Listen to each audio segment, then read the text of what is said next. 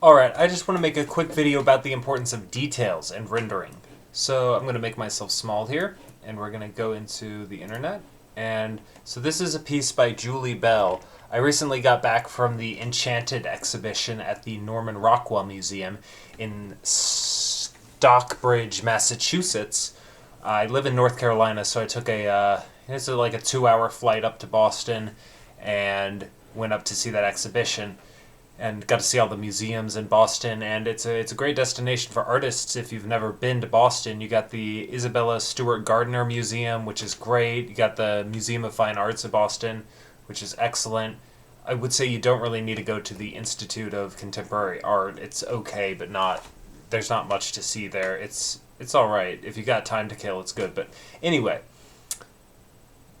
I saw this piece at the exhibition at the Norman Rockwell Museum. And what stood out to me about this one is the amount of detail in it. And when you're beginning, well, when you're first wanting to be an artist, you think it's all about detail. And then when you something changes when you start studying art and you're like, "Oh, it's not really about detail. It's about the big picture. It's about zooming out and seeing the entire composition and the big shapes."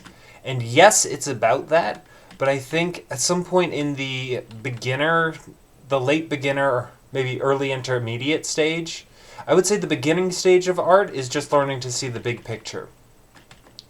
But then, as you become an intermediate artist, you begin to focus on the secondary shapes. And then, the more advanced you get, you have to start getting into the smaller and smaller shapes and the smaller and smaller details. And zooming in more and taking more care with finishing your paintings at a high level.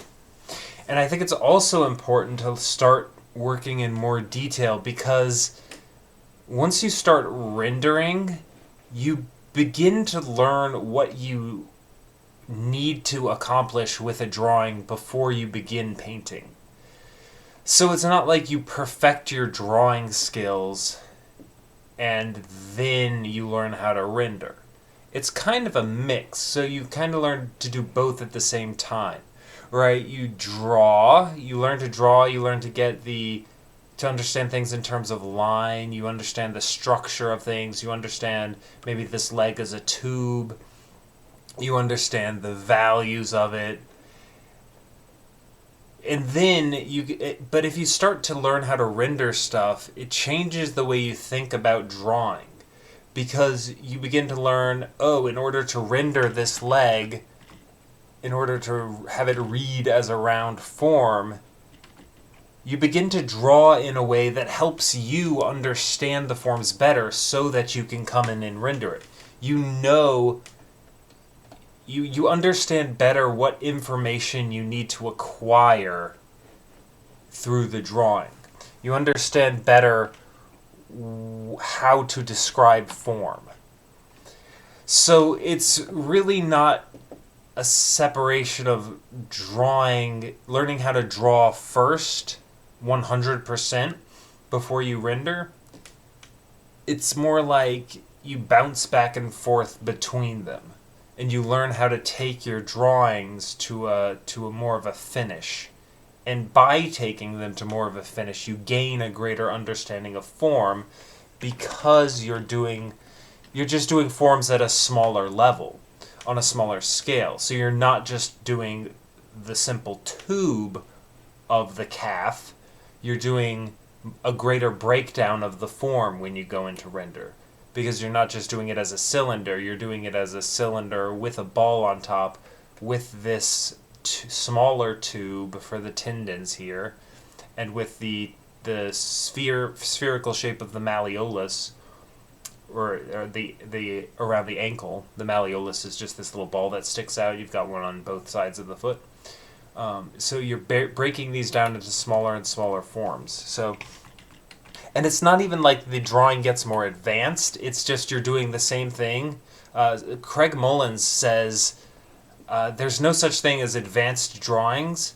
Drawing is just, I'm going to butcher this quote, but it's all just simple concepts, but applied at a high level. So you take the simple concepts that you learn in drawing, like drawing basic forms, and then you just do it at a smaller and smaller level, and that creates this sense of complexity and this sense that it's advanced. But it's all the same principles. There's no new principles that are at play here. It's like light works the way light works. It's just you combine these things and it comes together to create this really complex thing. But it's just simple concepts layered on top of each other that creates this illusion of complexity. And so that's why people say it's all about fundamentals, is because it's just simple concepts on simple concepts. And if you just learn how to render, and this is the problem, this is why rendering gets such a bad rap, is because people render too early.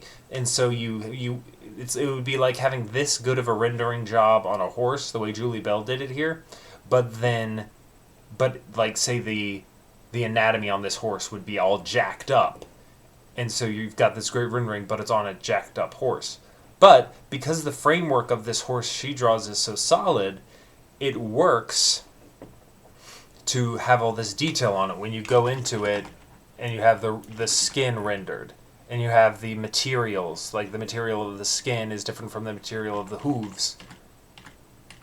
It's like you need to get the drawing to a high enough level that your rendering can sit on top of it. And knowing what you're working towards, knowing where you're going with a painting and what rendering feels like and how to render, changes your approach to drawing, because now you know what you're working towards. You're not just working towards, oh, I'm going to draw to create a good drawing. It's no, you're creating a drawing to set up that render. So it just gives you more of a feel for the process. So I guess what I'm trying to say is this piece would not be nearly as impactful without all the details that it has. The details are very important, but the details wouldn't work without the big picture. And then also, right, so it works both ways. The details wouldn't work without the big picture, but also this is just what gets you through the door. When we zoom out, this gets you interested. And now you're interested, and we go in. But if you don't finish things out, if you don't detail things, then it's like having really good advertising for a movie, but then you go and see the movie, and the movie's terrible. It's like, oh, what man, those trailers made it look really good. But I read the summary on this review site, and the summary looked good, but then I went and saw the movie, and the movie wasn't that good. It just didn't really hold up. But when you do rendering, when you do details, when you really get in there and do this kind of stuff, and you finish it out, and you clean everything up, and you take it to a high level of finish, that's what gives people it creates a believable world. It really helps to create that sense of believability. If you just leave it very loose and gestural, it might be moving and it might be interesting, but it won't have that same believability as if you create these levels of details. This level of everything is fully considered. Right? Now, you don't want to go so far that you're getting super photorealistic and nothing's left to the imagination, but you give the viewer enough information that you give them something to really chew on. So those are just my thoughts and what I'm learning with the importance of details. I make these videos. I'm a student, so I do these just to sort of demarcate where I am with the learning process, and this is me learning. So I haven't been putting a lot of detail into my work. I've just kind of been going for the big ideas and capturing the proportions. And that's definitely good, but I think I'm at a point now where it's important for me to start rendering and getting into the nitty-gritty of things and really trying to finish stuff out. So that's where I am in the learning process, and if you stuck around to watch this whole thing, God bless you. Hope you learned something, and good luck to you. Happy drawing. Goodbye.